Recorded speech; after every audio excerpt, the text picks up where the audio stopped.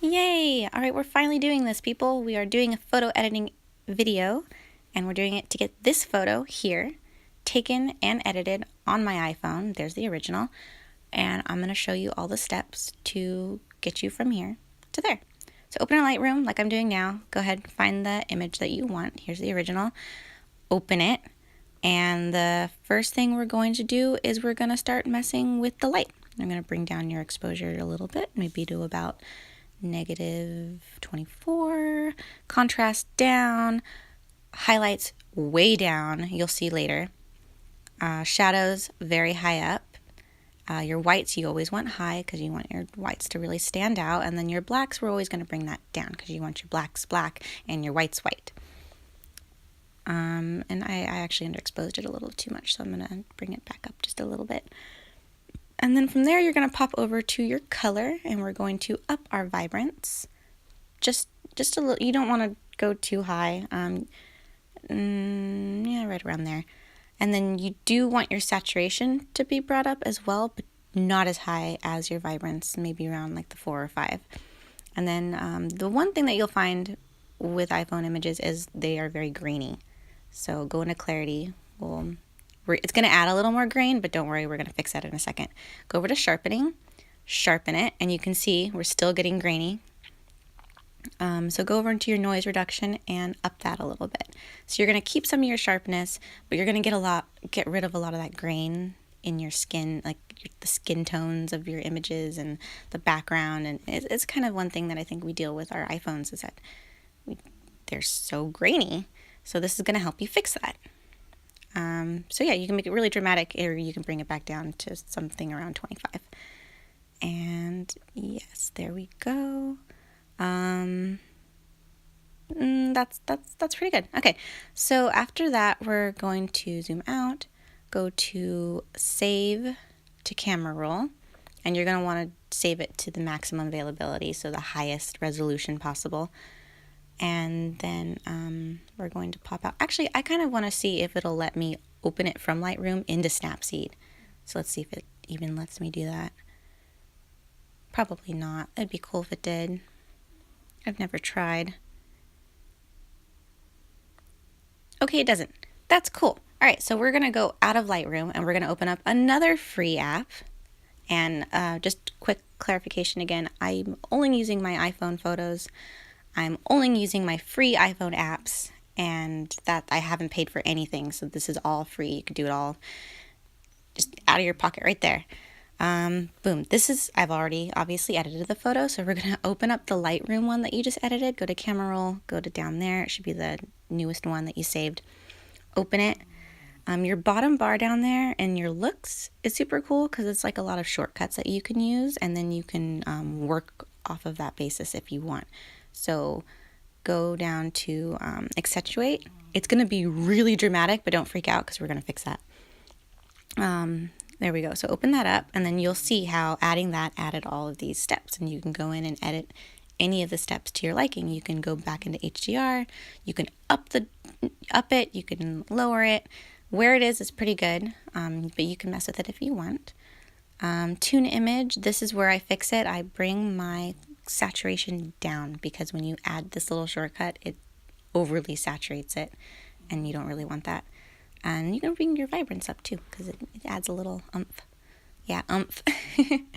Let's see. Okay, so when you're done with that, go out. You can go into your details and mess with it too. I add a little more sharpening since it doesn't add it. And then go to curves. You can leave that alone.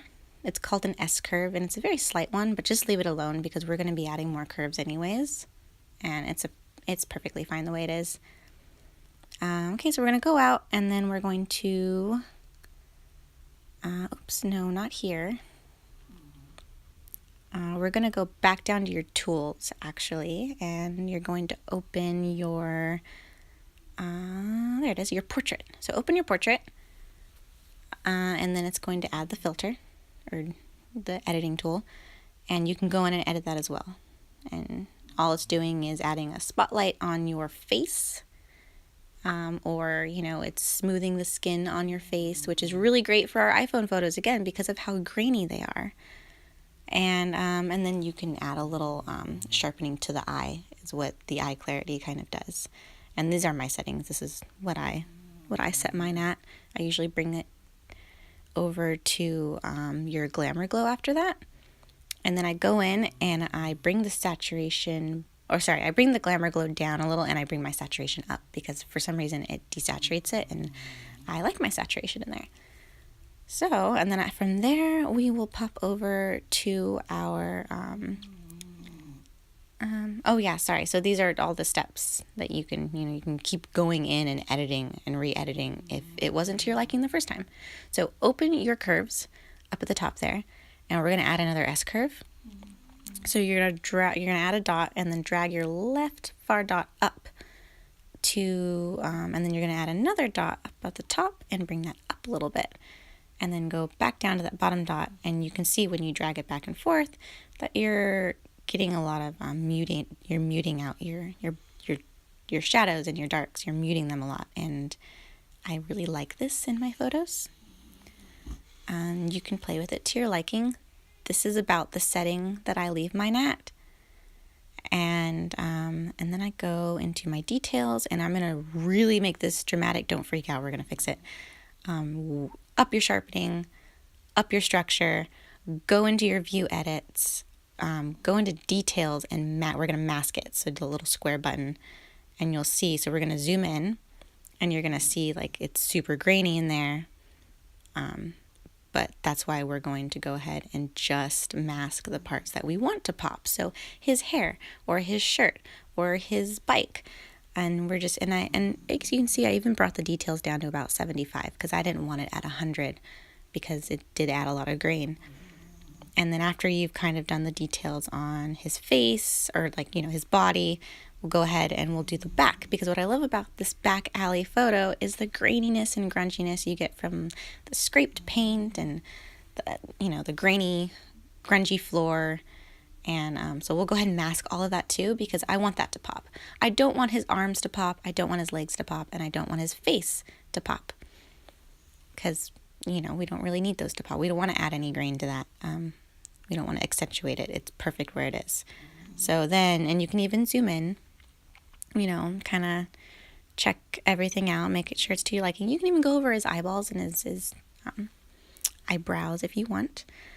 Get out of there, open up your curves again, pick the red curve, and then once you pick the red curve, you're going to see how you can drag it everywhere you want. We're going to drag it up. We're going to do the same curve that we did to the other one, but we're going to use the red one.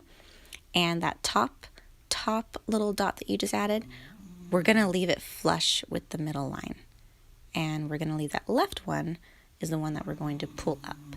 And it's going to add these really pretty subtle red tones in your shadows. I was gonna mess with this, and then I just decided not to. I kind of I really should have turned off my Instagram notifications before I did this. All right, so after you're all done with this, we will save it, export. It's going to export it to your photos. And then we're going to open up another free app. Yep, all free. Don't pay for these. Lens Distortions, really great app. Whoopsies. Go back into your camera roll. Open up your newest photo, which will be that one right there. That's the one we just finished in Snapseed. And then add whatever you want. You can add this one. You can add that one. I liked this for my particular photo that I posted on Instagram the other day. I added this filter because it was very subtle, has a little flair to it. It's like perfect. Some of the other ones are a little overly dramatic. Like that one's kind of cool. That one's neat. I love that one for beach photos. Oh, it's so pretty. And you can even pay for more if you want, but these are free, so you don't have to. And you really get to like let your feelings come out in your photos that you want to express. All right, so go ahead and save it. And after you've saved it, it's there. There it is. There's your edited photo, and you got that. And your original photo was this one. So there we go. that's how you can edit your photos like mine using all free apps and only your iPhone. There we go. Let me know